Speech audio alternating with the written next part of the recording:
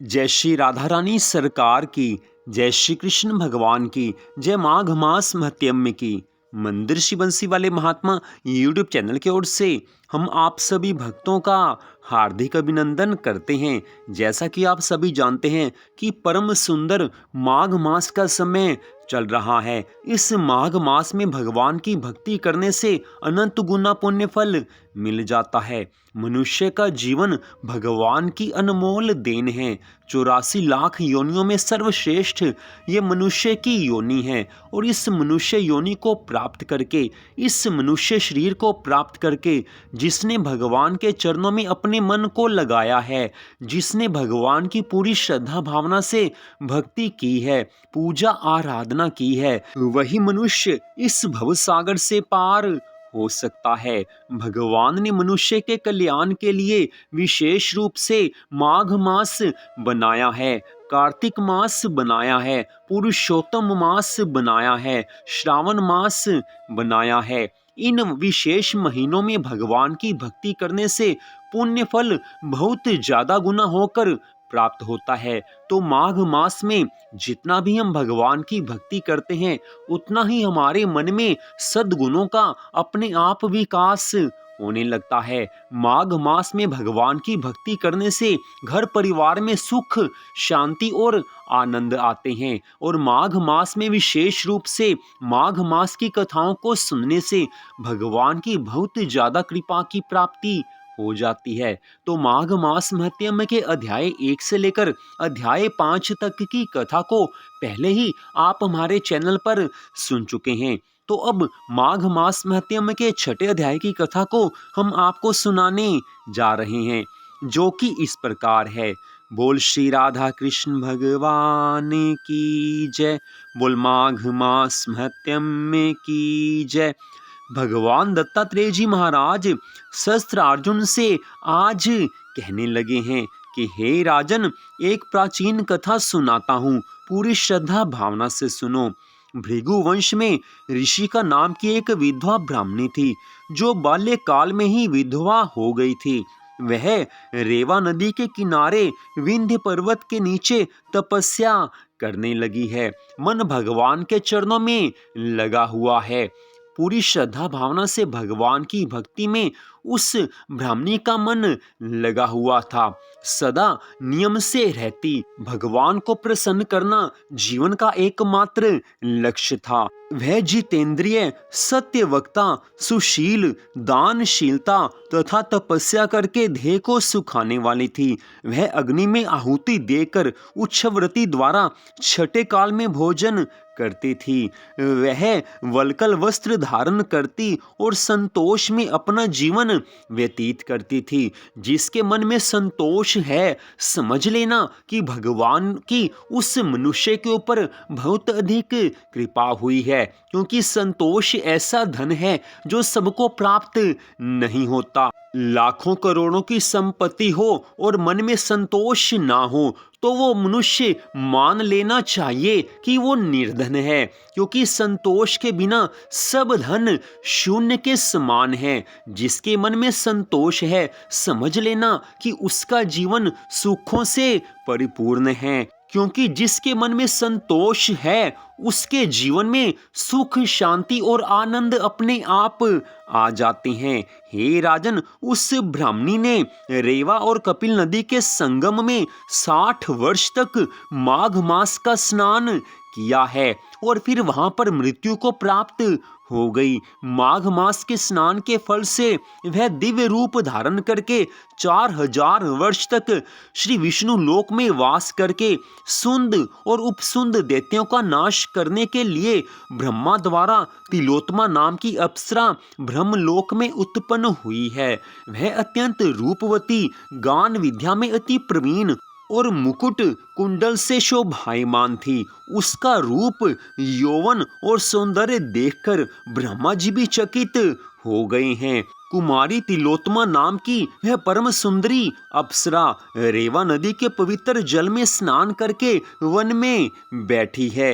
उसी समय सुंद और उपसुंद के सैनिकों ने चंद्रमा के समान उस रूपवती अप्सरा को देखकर अपने राजा सुंद और उपसुंद से उसके रूप की शोभा का वर्णन किया है। सैनिक उसकी सुंदरता का वर्णन करते हुए कहने लगे हैं कि हे स्वामी, कामदेव को लज्जित करने वाली ऐसी परम सुंदर स्त्री हमने आज से पहले कभी नहीं देखी थी। आप भी चलकर देखें। तब वे दोनों सुंद और उपसुंद मदिरा के पात्र रखकर वहां पर आए जहां पर वह सुंदरी बैठी हुई थी। आज सुंद और उपसुंद मन में ऐसा सोच रहे हैं कि जैसा सैनिकों ने वर्णन किया है उससे बढ़कर इस नारी की सुंदरता है, इस अप्सरा की सुंदरता है। दोनों ही उसके रूप यौवन को देखकर काम से पीड़ित हुए हैं। दोनों के मन में उस स्त्री को प्राप्त करने की इच्छा जाग उठी है और दोनों ही आपस में उस स्त्री रत्न को प्राप्त करने के लिए विवादग्रस्त हुए हैं और फिर आपस में युद्ध करने लगे हैं। कुछ देर पहले दोनों में प्रेम था, दोनों आपस में बैठकर मदिरा पान कर रहे थे, लेकिन कहते हैं कि जहां पर माया रूपी स्त्री आ जाए वहां पर किसी का होश ठिकाने नहीं रहता। ये तो पहले ही नशे में थे, लेकिन जब कुमारी तिलोत्तमा को देखा है उस समय आपस का सब प्रेम भाव भूल गए हैं, नशे में चूर हैं। कुमारी तिलोत्तमा को देखकर उसको प्राप्त करने के लिए ऐसा भयंकर युद्ध हुआ है कि उस युद्ध में वो दोनों ही समाप्त हो गए हैं, दोनों की मृत्यु हुई है।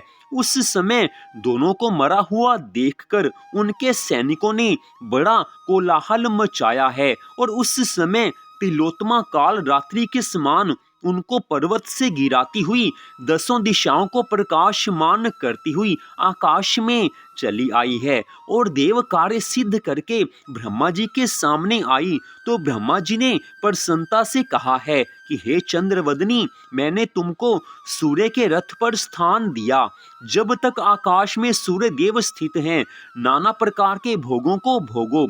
सो हे राजन, वह ब्राह्मणी अब भी सूर्य के रथ पर माघ मास के स्नान के उत्तम भोगों को भोग रही है। इसलिए श्रद्धावान पुरुषों को उत्तम गति प्राप्त करने के लिए पूरे यत्न के साथ माघ मास में विधि पूर्वक स्नान करना चाहिए। हे राजन, माघ मास का स्नान ऐसा पुण्य फल देने वाला है कि उसके यथार्थ फल का वर्णन साक्षात ब्रह्मा जी भी नहीं कर सकते। शेष, महेश और गणेश में भी इतनी सामर्थ्य नहीं है कि वो माघ मास के स्नान के फल का पूरी तरह से वर्णन कर सकें। माघ मास के स्नान का पूर्ण वर्णन तो केवल एकमात्र श्री हरि विष्णु भगवान जी ही कर सकते हैं। उन्हीं श्री भगवान ने कहा हुआ है कि मनुष्य जीवन प्राप्त करके माघ मास में सबको प्रातः काल के स्नान के नियम का पालन अवश्य करना चाहिए। माघ मास में जिसने पूरी श्रद्धा भावना से प्रातः स्नान के नियम का पालन किया है, भगवान की भक्ति में, भगवान की पूजा आराधना में जिसने मन को लगाया है, उसको भगवान की प्राप्ति हो ही जाती है। सो हे राजन, भगवान की आज्ञा का पालन करते हुए तुमको भी माघ मास में प्रातः स्नान के नियम का पालन अवश्य करना चाहिए। मनुष्य जीवन जब तक है, जितनी बार भी माघ मास का पावन पवित्र ये समय आए, उस समय में अपने मन को भगवान के चरणों में लगाकर अपनी इंद्रियों को वश में करके पूरी श्रद्धा भावना से माघ मास के सब नियमों का पालन करो। माघ मास के सब नियमों का पालन होगा तो भगवान प्रसन्न होंगे, और जब भगवान प्रसन्न हो जाते हैं तो मनुष्य को जीवन में सभी तरह के सुख प्राप्त हो जाते हैं। इस जीवन में सभी तरह के सुख प्राप्त होकर उसको भगवान के धाम की प्राप्ति हो जाती है, और जिसको भगवान के धाम की प्राप्ति हो जाए उसको पुनः इस धराधाम पर नहीं आना पड़ता। हे राजन, विशेष क्या कहें, माघ मास के प्रातः काल का स्नान सभी तरह की सिद्धियों को देने वाला है। तो इस प्रकार माघ मास महत्यम के छठे अध्याय की कथा का यहीं पर विश्राम होता है। इस कथा में स्पष्ट बताया गया है कि माघ मास के प्रातः स्नान के नियम का जिसने पालन कर लिया है, पूरी श्रद्धा भावना से जिसने भगवान को प्रसन्न करने के लिए माघ मास में भक्ति की है, उससे भगवान बहुत प्रसन्न हो जाते हैं। और जिस पर भगवान प्रसन्न हो जाएं, वो अवश्य ही इस भवसागर से पार हो जाता है। तो आज की इस कथा को सुनने के लिए आप सबका हार्दिक धन्यवाद। भगवान श्री राधा कृष्ण जी की माघ मास महत्यम की अनंत कृपा सदा आप सब पर, आपके परिवार पर बनी रहे। इसी मंगल कामना के साथ जय श्री राधा रानी सरकार की, जय श्री कृष्ण भगवान की, जय श्री हरि विष्णु जी भगवान की, जय माघ मास महत्यम की। जय जय श्री राधे, जय जय श्री राधे, जय जय श्री राधे श्याम।